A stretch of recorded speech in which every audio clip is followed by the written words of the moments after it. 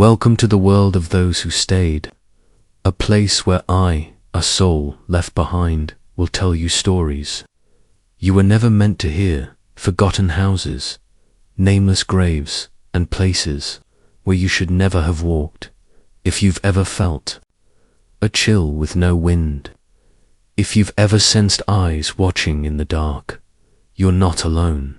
So, subscribe. I have more stories to tell, and leave a comment. I read them all, even when you don't think I'm there now. Stay silent and listen. Episode 1. The Ferris Wheel Man Smiles So Gently. I died in the summer, on a golden afternoon filled with sun and the looping music of the giant Ferris wheel. No one noticed. No one remembered. In the local paper the next day, there was only a small article. A young boy is believed to be missing at the summer fair of 2002, still not found. My name is Kyle. I was 7, and I'm still here. I don't remember the pain. I don't remember the pain. I don't know how I left my body. The last thing I remember is a soft voice behind me, gentle and warm, like a breeze, while I was looking up at the Ferris wheel. Kyle, would you like to try a ride? I turned around. It was him, the Ferris wheel man. All the kids called him Mr. Grin because he always smiled, never raised his voice, and his eyes always sparkled behind thick, round glasses. My mom once said, if you get lost, find the Ferris wheel man. He's very kind. So I wasn't scared. I followed him. The sun was setting. The park was about to close. I couldn't see my mom. But he asked, do you like stuffed animals, Kyle? I nodded. He took me into a tiny house next to the Ferris wheel. A sign read, staff only. Inside, it was dark and smelled sweet, like cotton stuffing. There were so many stuffed animals, bears, monkeys, rabbits, every color, stacked like walls. I looked around, grinning. Do you like it? He asked. I nodded, still smiling. Then he told me to sit on a little chair, and he told a story, a sad story about a little boy who got lost, and no one came looking. When he got to the part where the boy cried alone in the dark, I started feeling sleepy. After that, just emptiness, no sound, no image. I just knew. I never walked out of that room again. Years later, people said the park was haunted. One kid claimed they heard crying inside the stuffed animal room. A girl saw a stuffed monkey blink. People avoided the Ferris wheel. Then the park shut down. I'm still here. I'm not alone. The room is much more crowded now. There's Lily, 10 years old, forgotten by her dad. There's Trevor, a boy with a disability, mocked and left behind by his friends. There's Anna, twin sister of a child who still lights candles outside a park gate every Halloween. We call ourselves the Forgotten Stuffing, and we wait Wait for someone else to walk in, so we can warn them, so we can tell the story. I know I'm dead, but I still remember how it felt to hear a story. So now, it's my turn to tell. I met her last winter, a young woman, around 18, holding a video camera, sneaking through the rusty gate. She was filming a vlog. I could hear her heartbeat as she got closer to the Ferris wheel. The wind was howling. The wheel rusted, making eerie groans. But she kept walking. She stopped at the door to our old room, now covered in moss and mold. I saw her through the crack, a small figure, hair tied up, eyes wide, shivering. But she stepped inside, and she saw us, not with her eyes, with her sense. She stood in the middle of the room, pointed her flashlight at an orange bear where I used to sit. "Is anyone here?" She whispered. I answered, but my voice couldn't get out. Instead, the room went cold.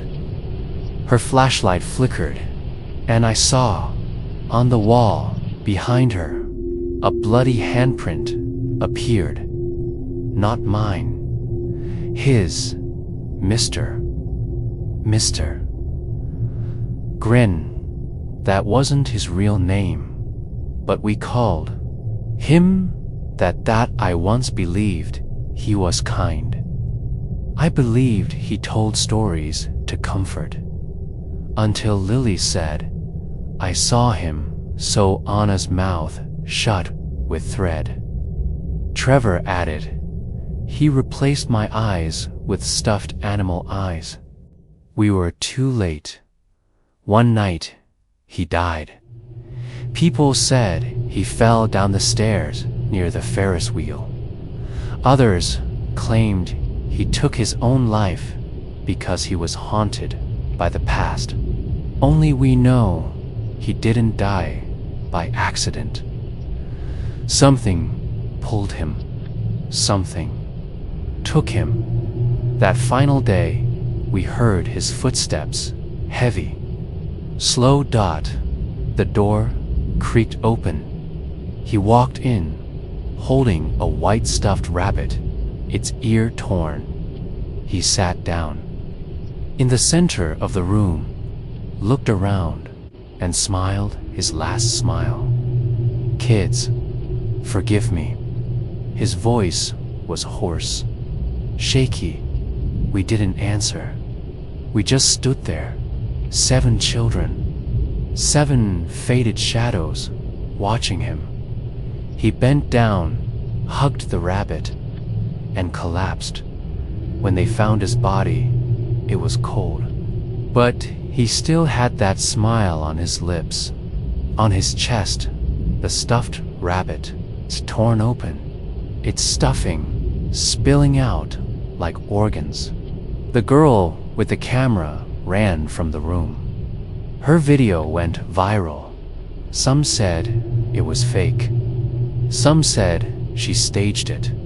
But no, she saw us. And I managed to whisper one line before she ran. Don't trust the one who always smiles. Because sometimes the one who smiles the most just wants someone to listen. If you're reading this, maybe you've stepped into our room, and if you hear wind brushing past your ear, it's not wind. It's my voice. My name is Kyle.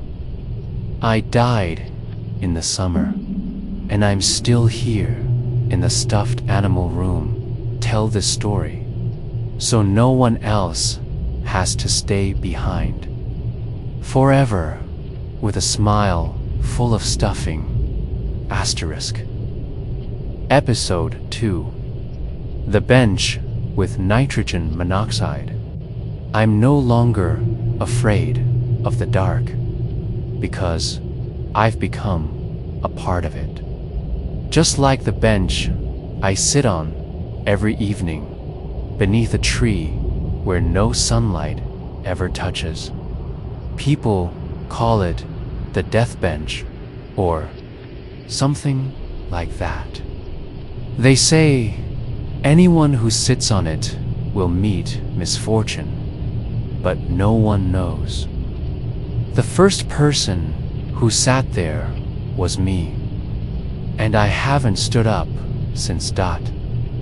My name is Elise. I used to be a mother, a good mother by society's standards. I had a stable job. I didn't smoke. I didn't use drugs. I loved my child, and I loved my son very much. Until I feared losing him. Everything began in the fall of 1996. My ex-husband, Matthew, and I separated after a cracked marriage that didn't need shouting to end. We sat down, signed papers, agreed on everything. But when we got to custody, writes Matthew's face turned cold, and I trembled like my heart was caught between two sheets of paper. I had no relatives, no one to back me. Matthew had a judge for a father, a lawyer for a mother. All I had was Ethan, my 3-year-old son, who still played with plastic dinosaurs and crawled into bed with me at night. We went to court, and I lost. The court ruled the father is more financially and situationally capable. I got visitation rights every weekend. I still remember Ethan's eyes when I told him, from now on, you'll live with Dad, but Mommy will still come visit. He nodded like every good child does, then turned away, wiping his nose. I started going to the park every Saturday afternoon. It was where Ethan and I used to play tag, fly kites, and eat pastries. I picked the bench near the fountain because from there I could clearly see the entrance where Matthew usually brought Ethan, but they didn't come. The first week, I thought they were busy. The next week, I called. Matthew didn't answer. The third week, I got a curt text. He's sick. Don't come. But I still came, still sat, still waited. That bench slowly became a part of me. I'd arrive early, bring pastries, juice, even plastic dinosaurs. I smiled at every child running by. I checked my watch every 5 minutes, and then I quietly walked home when the sun dipped below the trees. By winter, I never saw sunlight touch that bench again. Only shadows. A pale streak like ink smeared across the calendar at home. The calendar marked with visits. I don't remember exactly when I started changing.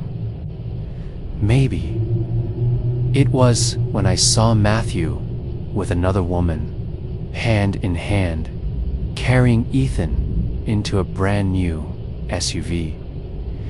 Ethan didn't see me. I hid behind a tree. My hand clenched so tight it bled. I called, Matthew still didn't answer. I sent letters, no reply. I hired a lawyer. They said, useless unless you can prove he's denying access. I started spying, planted a tiny camera near Matthew's house, hid a recorder in a gift I sent to Ethan. I became what I hated most, a stalker. Then, one day, I got an audio clip, the woman's voice. He keeps talking about his mom. It's bothering me, Matt. And Matthew replied, time will erase it. Don't let it get to you, I cried. I smashed the recorder. I didn't know what else to do, except go back to the park, sit on that bench, and stare at the empty space in front of me. I didn't want to hurt anyone. I just wanted Ethan back. I just wanted to still be his mom. But there are things.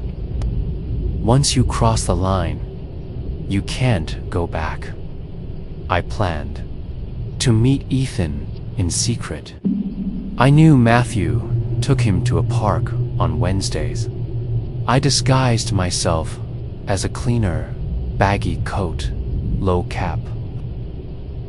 When Ethan ran off to play on the slide, I approached gently, like always. He turned.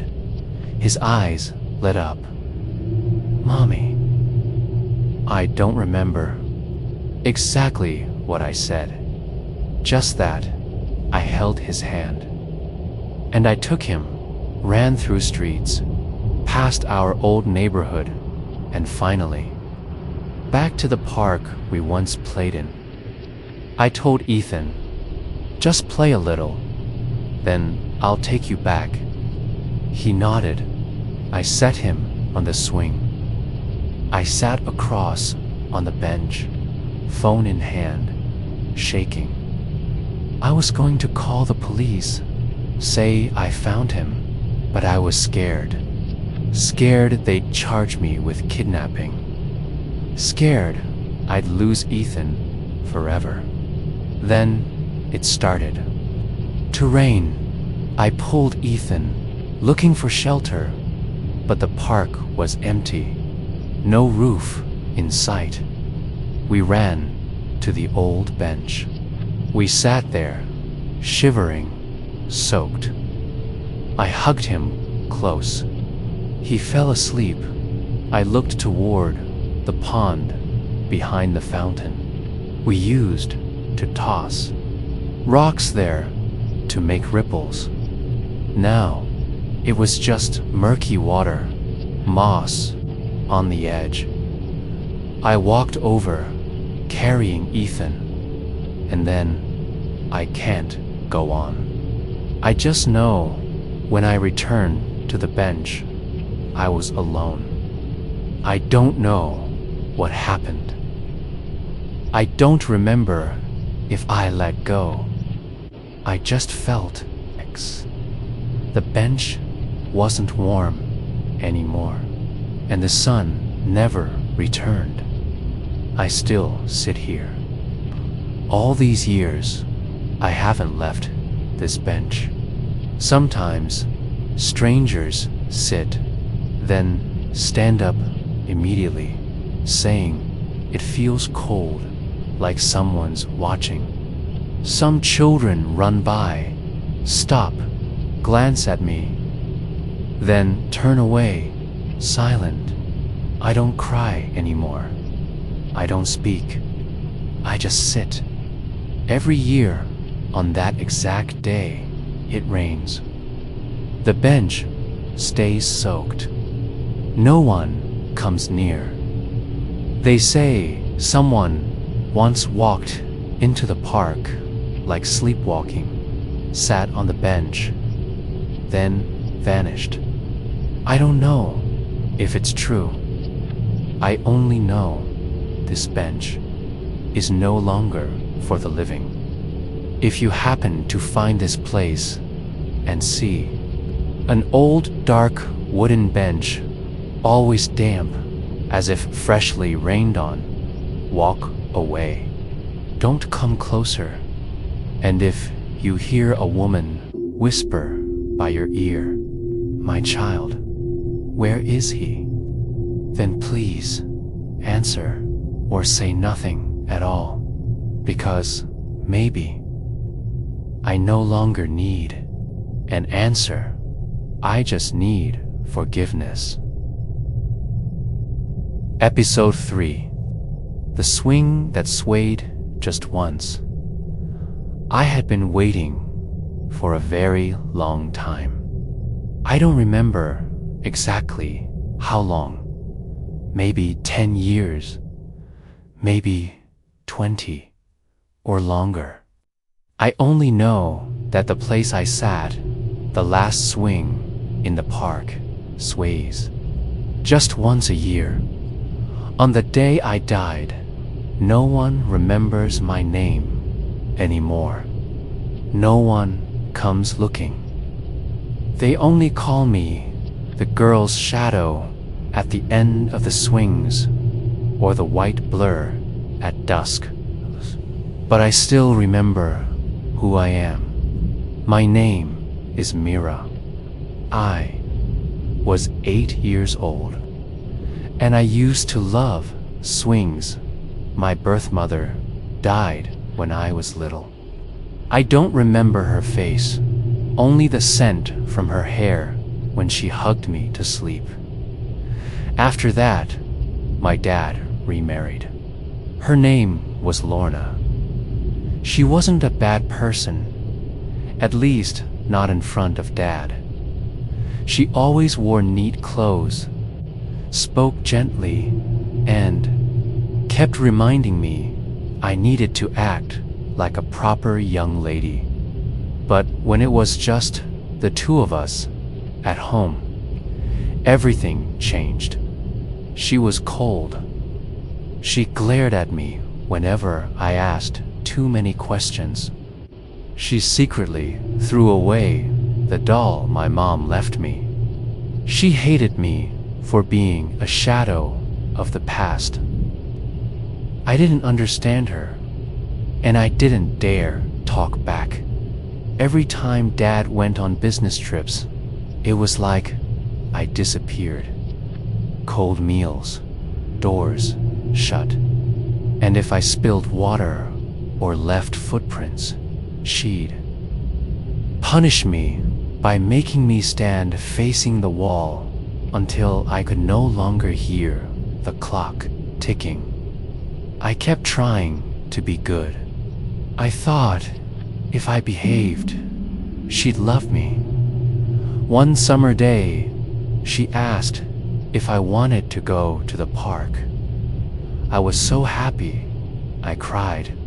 It was the first time she ever took me anywhere since marrying my dad. I wore my prettiest white dress, brought to lollipops, to share with her. I thought it was my birthday, but it wasn't. The park was quiet that day. Sunlight filtered through the tall trees. The breeze made the leaves shimmer. Everything was silent. She led me to the far swing set, a corner away from the other play areas. There were 5 swings. I picked the one at the end because its chains weren't rusty.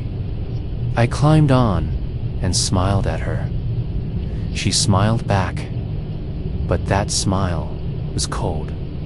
She said, "Sit here, stay still, I'll be back."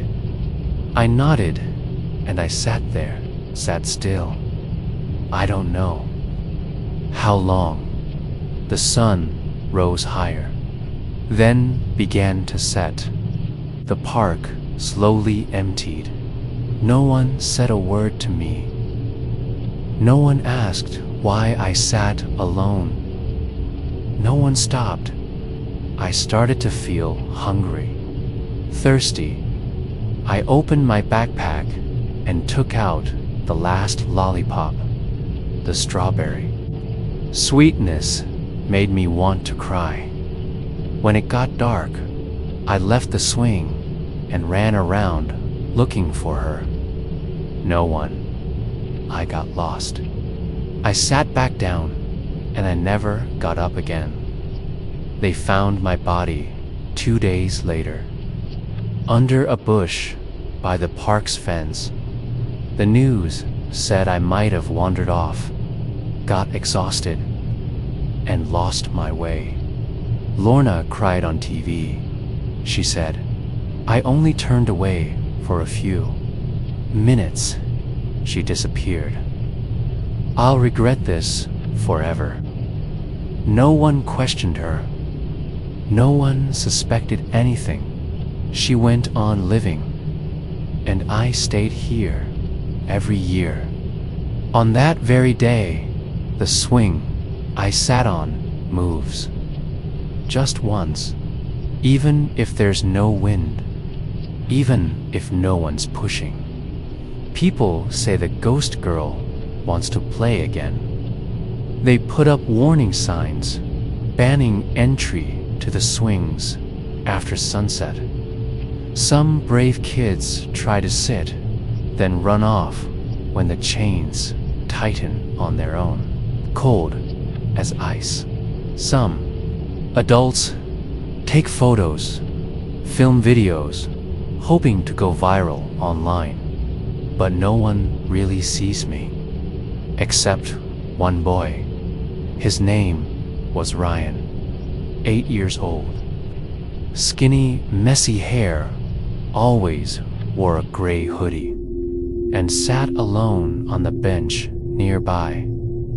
The first time I saw him was in 2017. He sat still, just like I used to, holding a piece of bread, already moldy on one corner.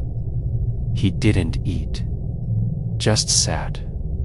I came closer. No one else could see me, but Ryan lifted his head, looked right at me, and smiled. You're Myra, right? He asked.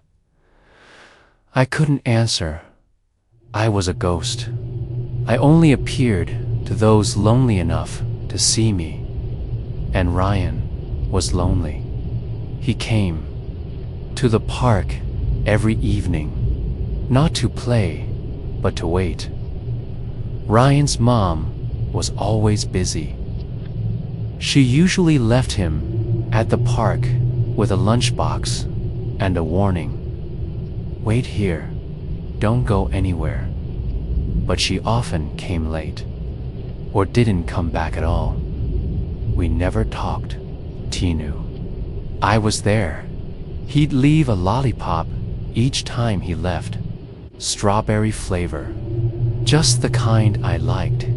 He'd sit on the swing opposite mine, gently pushing the empty seat.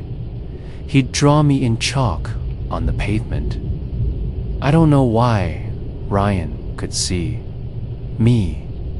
Maybe because he used to be me, a child left behind. Unseen. One winter night, Ryan didn't show up the next day, and the next. I waited. I worried. I felt cold, a feeling I thought I'd forgotten long ago. On the third night, he returned, sat on the ground, scraped hands, torn hoodie. I heard his voice, though no one else could. My mom hit me. But it's okay. I just wanted to say, you don't have to be here alone anymore. I cried. Not tears, but streams of memories flooding back. I stepped forward, placed my hand on his shoulder, for the first time. I touched someone living, and from then on, the swing swayed gently. Not just once a year, but every evening when Ryan came. Then one day, Ryan grew up. He stopped coming. I didn't blame him. I was only sad. But on one Halloween night, I saw a man return Dot with a little girl, hair tied in pigtails, white dress. She ran to the swing, climbed on the last seat, looked around, and smiled. The man sat on the bench across. He looked straight at me, Dot, and said, "I'm sorry, I couldn't save the girl back then, but I found myself again because of you."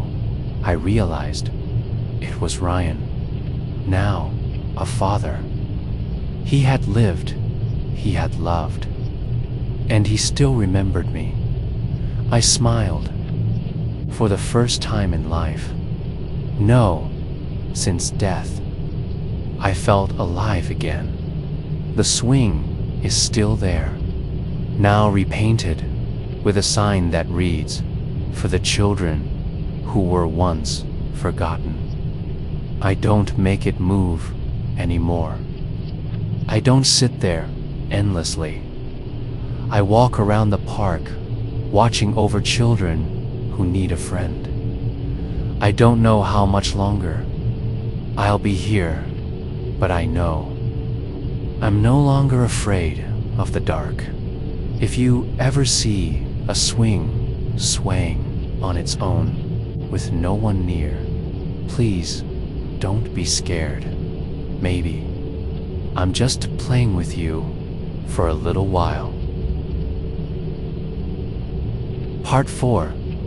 The Song in the Sewer. I died beneath the sewer. But that wasn't the worst part. The worst part was someone knew and said nothing. I don't remember my real name. Everything's blurry since the moment I stopped being human. I only remember I was a child, cold, hungry, pushed down, left behind. And ever since, my voice has been stuck here, where the water never drains. I'm not alone down here. I hear other voices scattered in pieces, but no one wants to sing with me. They just sigh, groan, sometimes cry out for their mothers, then sink away forever. Maybe they faded completely, but I haven't. I'm still waiting for him to come back, waiting for him to lean down into the sewer so I can whisper into his ear that I'm still here, still remembering, still singing for him. This park used to echo with children's laughter. Now, grass grows wild across paths. Signs rust and tilt, and the sewer pipes lie like black scars under cold ground. Adults come to volunteer, cleaning, planting flowers, thinking they're reviving the place. But what they awaken isn't the trees. It's us. That day, they wore hazmat suits, faces covered, flashlights beaming deep into the sewers. One of them stopped in front of the grate where I was left. I recognized him. I don't know his name, but I know those eyes. Eyes that turned away when I cried, that shut when I begged, that glanced down when I fell into the water, that left me. He was a high school student, part of a summer teen group, assigned to help with the playground. That year, I was 6. He was 16. He didn't push me, but he stood there. When the other man, the adult, the one with power, lured me in with soft words. And when I couldn't find my way back, it was he who stayed silent, didn't call anyone, didn't report it, did nothing. Now he's an adult, wearing a cap, gloves, pretending to be a good man.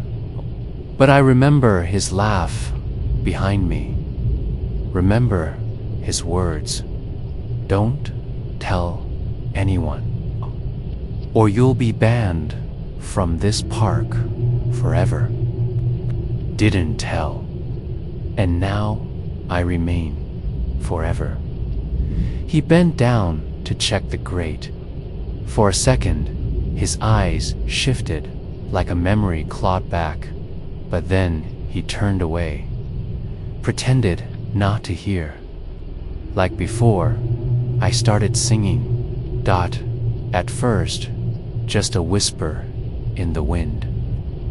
A child's melody, a lullaby my mother used to sing when I was alive. Sleep tight, little dove. No one's gonna hurt you. I sang it over and over, through the sewer grate, through the pipe's mouth, through the cold darkness. One of his team turned suddenly. Did anyone hear that singing? No one's singing. Must have been the wind. Wind. No, it was me that night, he dreamed. I know I stepped into his dream, not as a ghost, not with screams, just with the silent eyes I had back then, staring at him, unblinking, wordless, soaked, freezing, shivering. He woke up in the night, gasping, sweating. The next day, he didn't return to the sewer, assigned instead to plant flowers by the skate park, but I didn't leave. I followed him. When he dug with his shovel, I whispered, "Do you still remember me?" When he wiped his brow, I sang softly, "Sleep tight, little dove." By the third night, he cried in his sleep. Maybe he's afraid. Maybe his guilt's waking up. But no, he didn't come back to say sorry. Didn't come back to dig up my bones. He just requested to quit the team, said he was sick, and left. Just like before, I was angry. I sang louder. My voice echoed through the pipes. Every night, until the others began to fear. They whispered, "There's something, not wind." Some said it was a lullaby. Some said a child's cry. Then one girl said, "I heard that before, when I was little." Mom said it came from the sewer. Once a year, stories spread. Rumors of a haunted park, that a child vanished underground.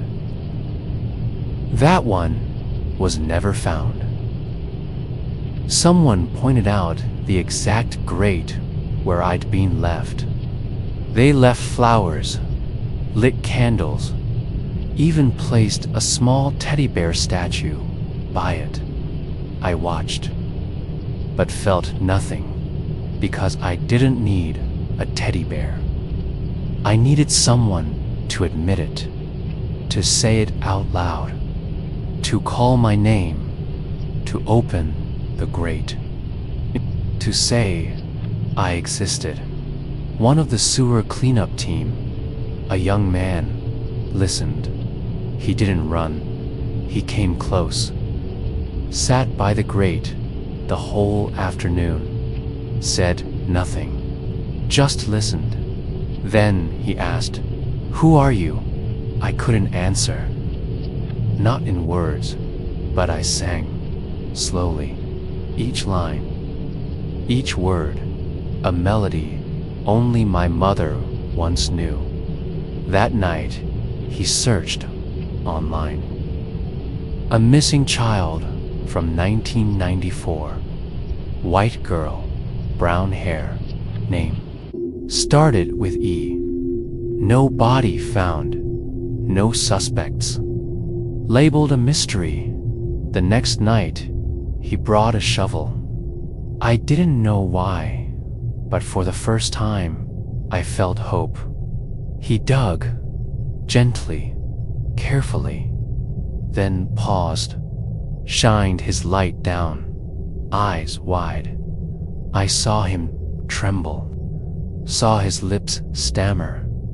"Oh God," he called the police, reported it, said nothing about the singing, nothing about me. Just that, a feeling led him. They unearthed me, ran DNA tests, returned. Emily Rose Carter, 6 years old, vanished on a school park trip. I once thought, only if he came back and apologized could I rest. But no, I don't need him, because now someone listened. Someone believed me. Someone helped me leave the sewer. I stayed a little longer, standing atop the grate, watching the last candle lit by the Teddy statue, then sang one final time. Sleep tight, little dove. No more cold water, no more darkness. I'm no longer a nameless ghost. I am Emily. And I've finally been heard after 30 years. Part 5. The man behind the clown. I used to be a child who loved to laugh. Until I was forced to laugh in silence behind the face of a clown. A clown who still walks, even though he's dead. This park used to have a zone called Children's Island, an open-air stage where, during holidays, they held performances, magic tricks, puppet shows, fairy tales. And the character kids waited for the most. Boo-Boo, the jolly clown who handed out free balloons and cotton candy. Boo-Boo was none other than Arthur Green, a man around 40.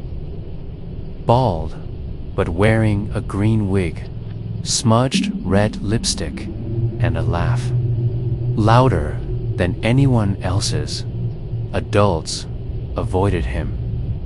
They said Arthur was odd, living alone in a trailer at the park's edge, painting his clown face from dawn, and sometimes talking to himself. But the kids loved him, like I did. I was one of them. I was one of the children who vanished. The day I first met Boo-Boo, I was hiding inside a slide tunnel because my parents were fighting too loudly. I remember the clown's voice echoing from afar. Who wants cotton candy? Boo-Boo's got watermelon and mint.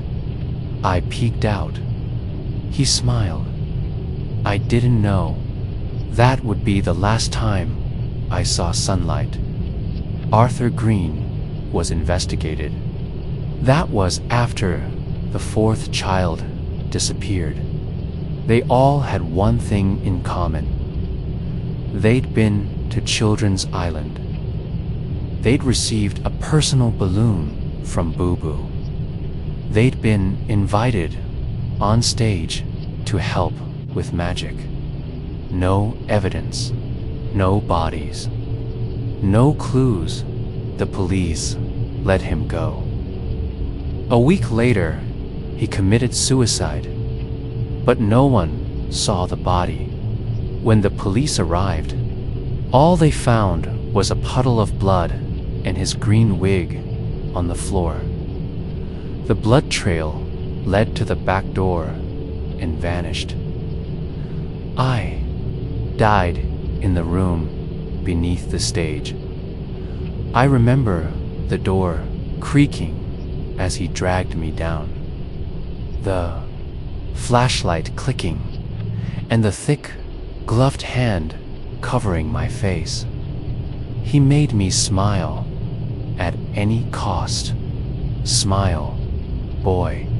Smile, boy. Smile, big. Boo Boo doesn't like sad faces. I begged. I cried. Disappeared. Some said he wandered into the woods and died. Others said he went mad and still lived in the park. A few years later, the park shut down. No one dared mention Boo Boo, but I know he never left. On crescent moon nights, he still performs. On a broken stage, under dead lights, he walks, pulls puppet strings with bare hands, laughs to a crowd that isn't there. I float above, watching, and I see children still sit around him. Children like me, spirits gathered, lined up, holding colorless balloons with empty eyes. No one laughs, only Boo Boo, laughing like a nightmare. Last year, a group came to film. 3 high school students. Old camera, small flashlight. They stopped at Children's Island, joking. One yelled, "Hey Boo Boo, come out and play." And he did. None of them made it out. One was strangled midair. Another had balloons stuffed into their mouth until they suffocated. The camera kept rolling. The footage was blurry, but you could see a man with a green wig, a smeared face, a mouth, split ear. The police found the camera, but not the bodies. Recently, a volunteer group came to restore the park. They cut grass, removed swings, and began dismantling the stage. I saw them unlock the trapdoor beneath the stage. The place Boo Boo dragged me into. The stench hit first, then the screams. They found bones, many bones, skulls as small as fists, skeletons with wire around their necks, children stuffed into prop closets. I saw myself. Boo Boo went mad. He started dragging other spirits to the stage, forcing them to perform. A crying doll sewn shut, a girl in a scorched princess dress, a child forced to dance to a trumpet played by Boo Boo's lipless mouth. No one escaped. He rebuilt the circus with scraps of wood, tied vines to poles, and began his eternal show. Tonight, he performs again. He lights a candle on each dry corpse, forces every child to smile. He says, if no one laughs, Boo Boo gets sad, and Boo Boo will need to find more audience.